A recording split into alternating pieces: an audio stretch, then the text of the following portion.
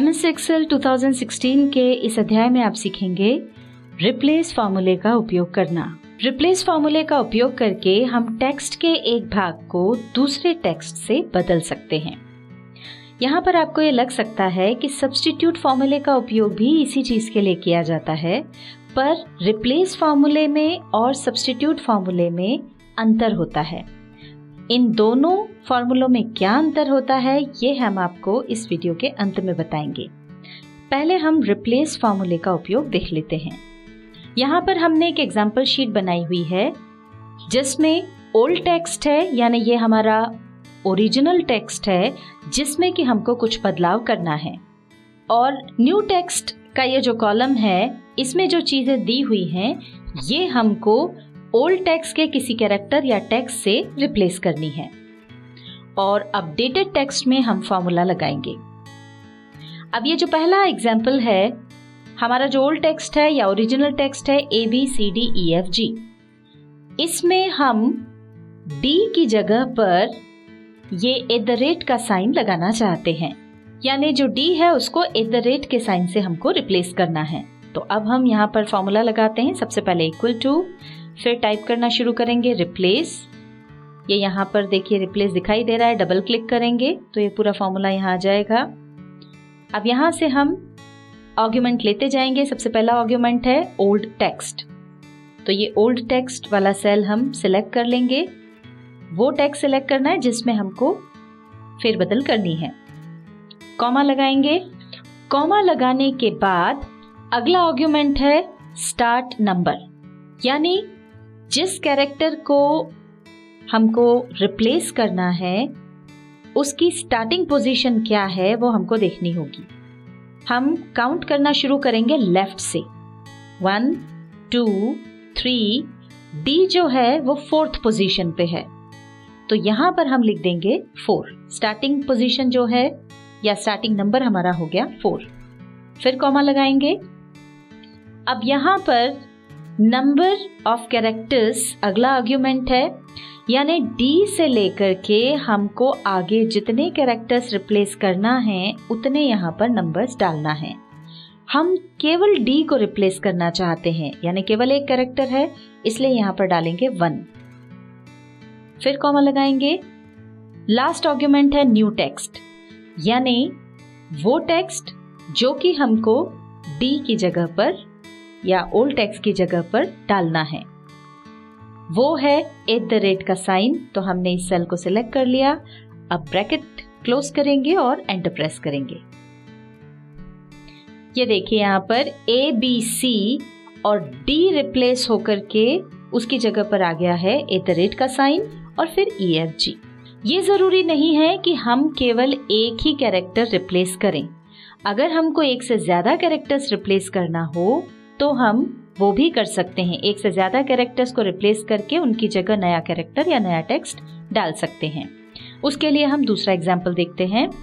इस टेक्स्ट में से हम B से लेकर के E तक के कैरेक्टर्स को रिप्लेस करना चाहते हैं, यानी BCDE ये 4 जो कैरेक्टर्स हैं इस टेक्स्ट में, इन चारों को हम रिप्लेस करना चाहते हैं स्टार के साइन से। उसके लिए अब हम यहाँ फॉर्मूला टाइप करेंगे। रिप्लेस टाइप करके ब्रैकेट के अंदर अब हम ओल्ड टेक्स्ट लेंगे, तो ये हमने सिलेक्ट कर लिया ओल्ड टेक्स्ट वाला सेल। कॉमा लगाएंगे।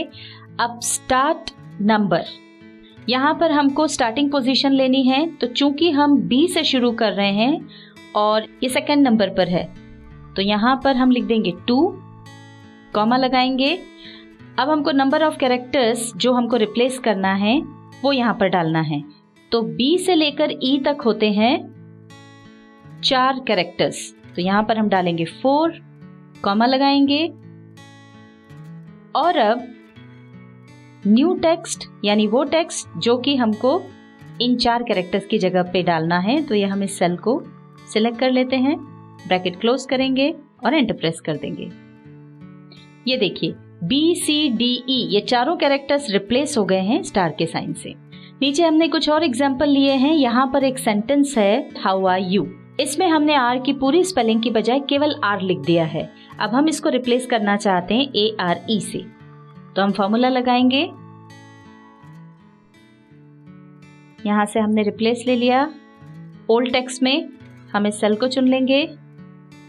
स्टार्ट नंबरिंग में हम काउंट करना शुरू करेंगे लेफ्ट से 1 2 3। अब यहाँ पर जो स्पेस है उसको भी एक कैरेक्टर माना जाएगा और हमको उसको भी गिनना पड़ेगा। तो स्पेस हो गया 4 और उसके बाद R जो है वो 5वीं पोजीशन पर है, तो यहाँ हम लिखेंगे 5, कॉमा लगाएंगे। नंबर ऑफ कैरेक्टर्स हमको एक केवल R को ही रिप्लेस करना है तो 1 डालेंगे, कॉमा लगाएंगे और अब न्यू टेक्स्ट को सिलेक्ट कर लेंगे। ब्रैकेट क्लोज करके एंटर प्रेस करेंगे। ये देखिए सिंगल R की जगह पर ARE ये आ गया है। इसी तरह से नीचे वाला जो एग्जाम्पल है इसमें आई एम फाइन के बाद क्वेश्चन मार्क लगा हुआ है। हमको क्वेश्चन मार्क नहीं चाहिए, उसकी जगह पर फुल स्टॉप चाहिए। तो यहाँ पर हमने फॉर्मूला लगाया रिप्लेस का। ब्रैकेट के अंदर पहले ओल्ड टेक्स्ट सिलेक्ट किया, उसके बाद स्टार्ट नंबर में हमने पोजीशन उसकी गिन ली, 10वीं पोजीशन पे वो है। और उसके बाद नंबर ऑफ कैरेक्टर्स एक ही है। अब हम सिलेक्ट कर लेंगे न्यू टेक्स्ट, ब्रैकेट क्लोज करके एंटर प्रेस करेंगे। ये फॉर्मूला टाइप करके हमने एंटर प्रेस किया तो ये देखिए यहाँ पर ये आंसर आ गया है, क्वेश्चन मार्क की जगह पर फुल स्टॉप आ गया है। तो जैसा कि अभी आपने रिप्लेस फॉर्मूले का यूज देखा, मेरे ख्याल से आपको सब्स्टिट्यूट फॉर्मूले में और रिप्लेस फॉर्मूले में अंतर समझ में आ गया होगा।